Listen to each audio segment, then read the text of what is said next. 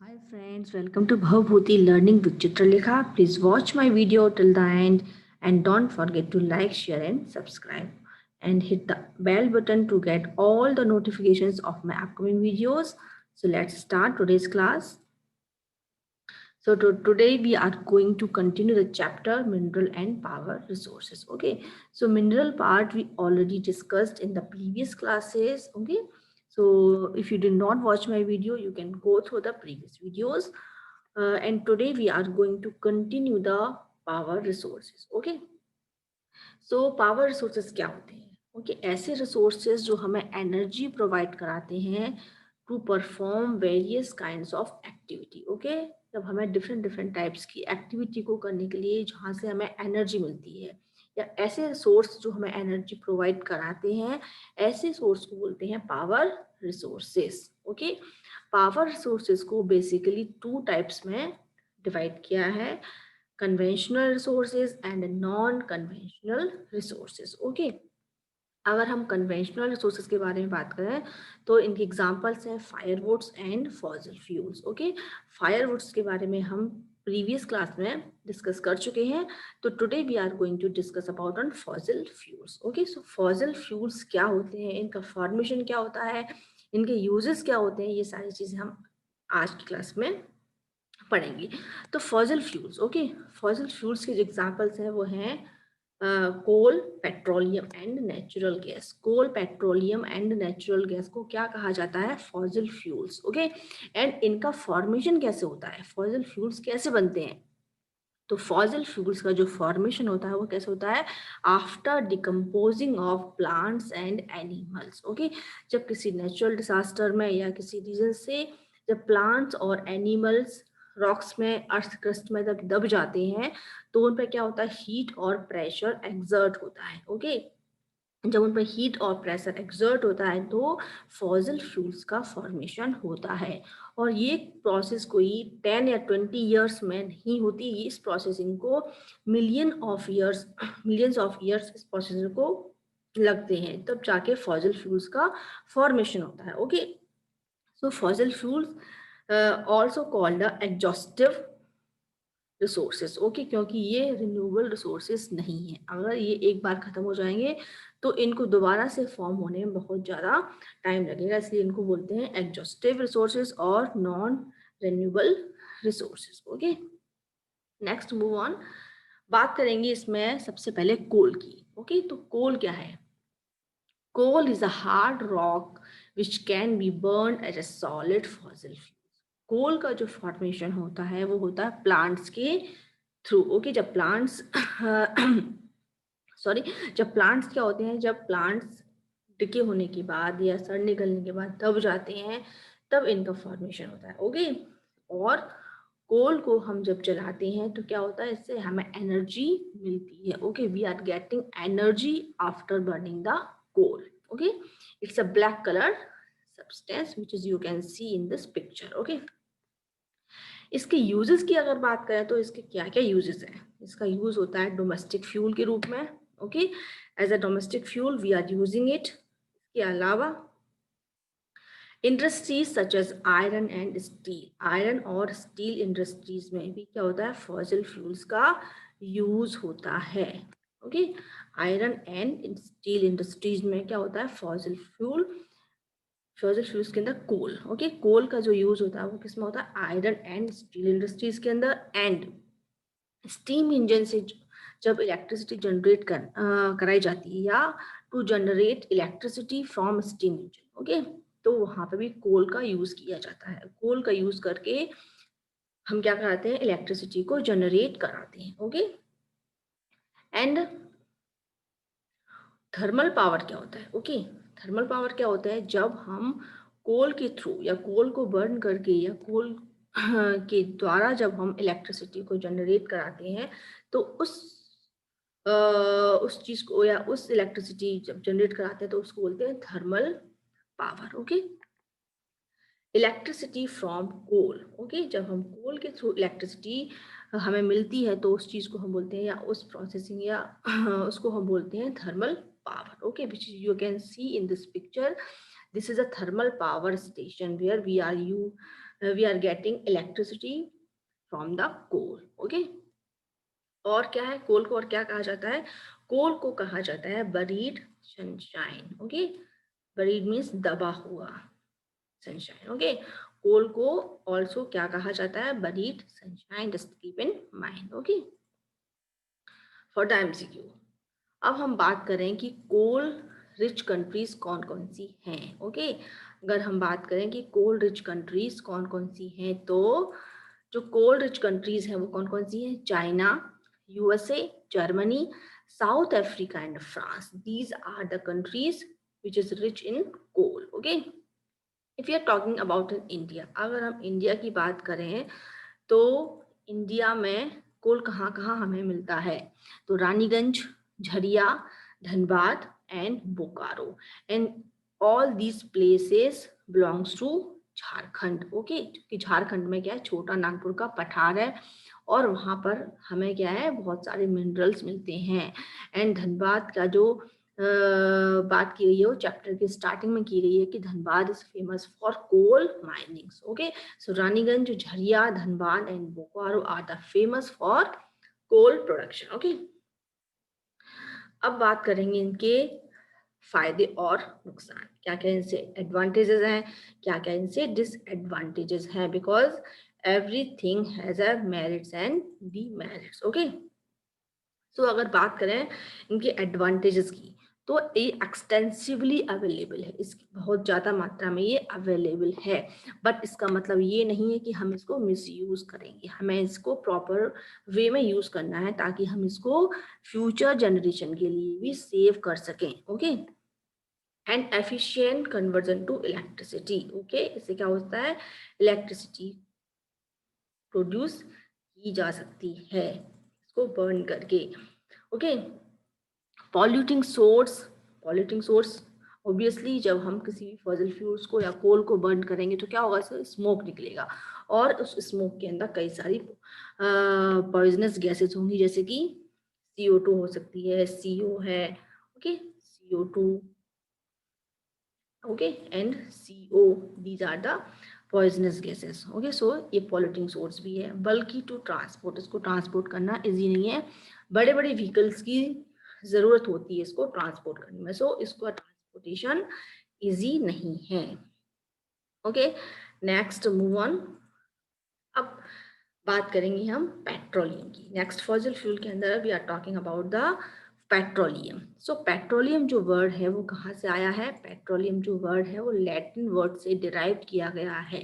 Okay, and Latin word में जो Latin में पेट्रा का मीनिंग होता है रॉक। ओके, ये जो पेट्रोलियम जो वर्ड है वो लैटिन भाषा से लिया गया है। यहाँ पर पेट्रा का मीनिंग होता है रॉक एंड ऑलियम मीन्स होता है ऑयल। सो पेट्रोलियम का मतलब होता है rock oil, okay, which we are getting from the rocks. Okay, so this is called a petroleum and also called a rock oil.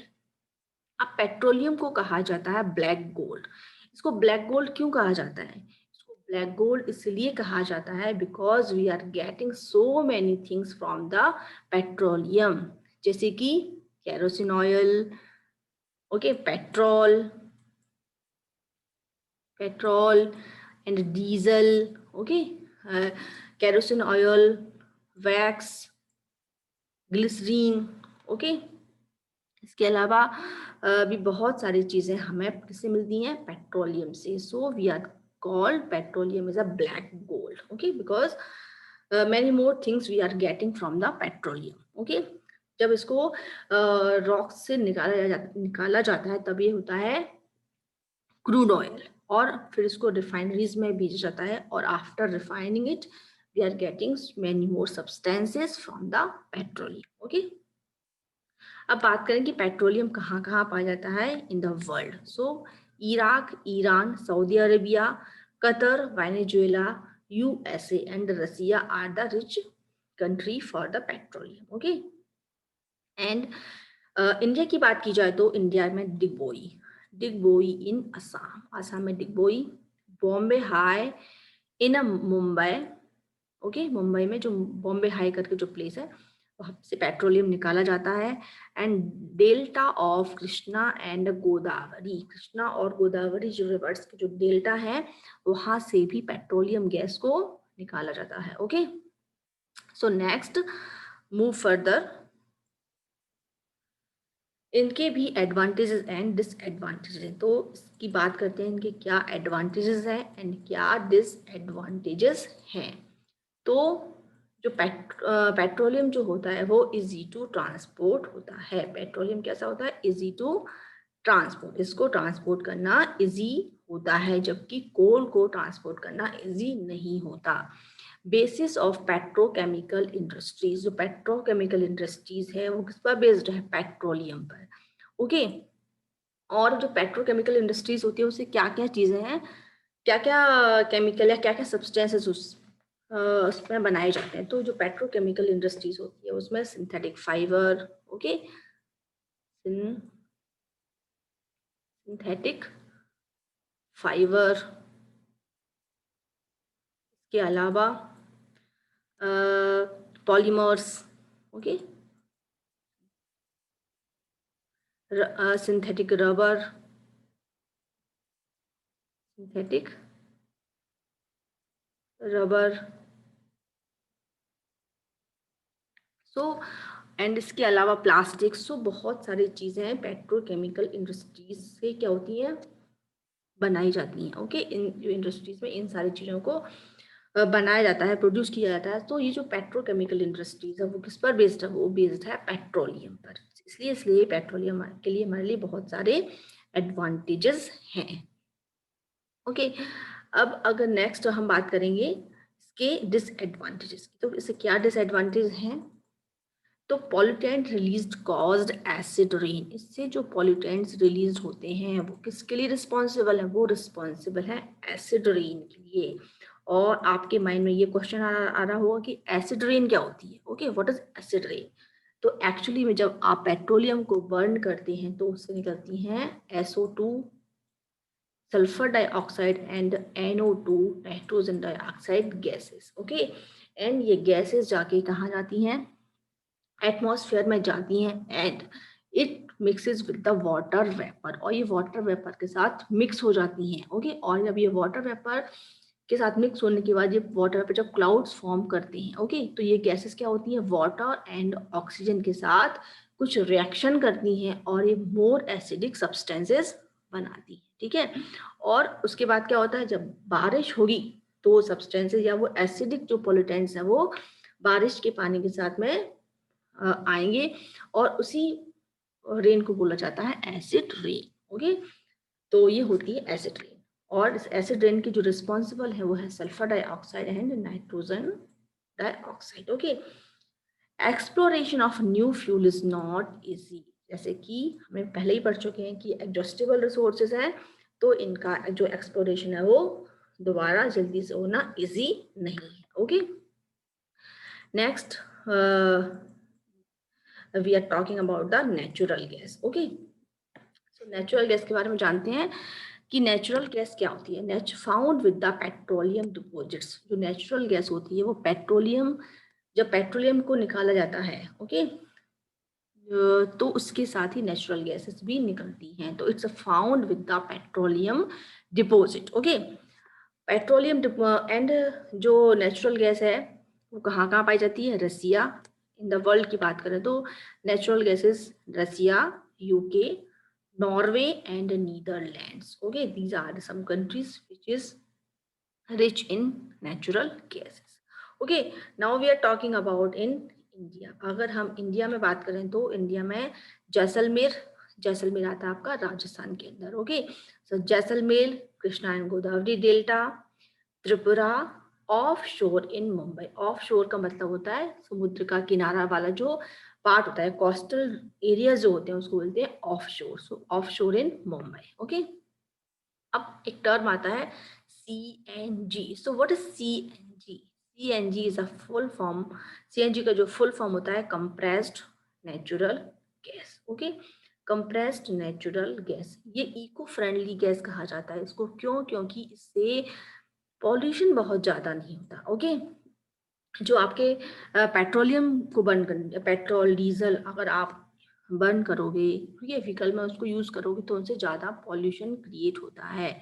Okay, rather than CNG से क्या होता है, ज्यादा पॉल्यूशन क्रिएट नहीं होता, इसलिए इसको इको फ्रेंडली गैस कहा जाता है। Okay, natural gas, okay, also compressed natural gas because it creates very less pollution. Okay, so now we are talking about the advantages and disadvantages of the natural gas. Easier to transport, easier है transport करने में, cheaper than oil, oil की तुलना में cheaper है, cleaner than oil and coal. जब हम natural gas को जलाते हैं तो इससे ज़्यादा पॉल्यूशन क्रिएट नहीं होता, okay, comparison to oil and coal. Depletion of oxygen due to gas leakage, जब ये गैस लीकेज होती है तो क्या होता है, उससे ऑक्सीजन का डेप्लीशन कम होता है या ऑक्सीजन की जो मात्रा है वो कम हो जाती है एनवायरनमेंट के अंदर। Exploration of new fall is not fuel is not easy, same ये भी जब नेचुरल गैस पेट्रोलियम प्रोडक्ट है, ओके, फॉसिल फ्यूल्स है तो क्या होगा, इससे भी आप दोबारा से प्राप्त नहीं कर सकते easily. Okay, pollutant released caused acid rain, इससे भी जो पॉल्यूटेंट रिलीज होते हैं वो भी एसिड रेन के लिए रिस्पॉन्सिबल होते हैं। Okay, so I hope you will all like the session. Please like, share and subscribe my videos. Thank you all watching my videos.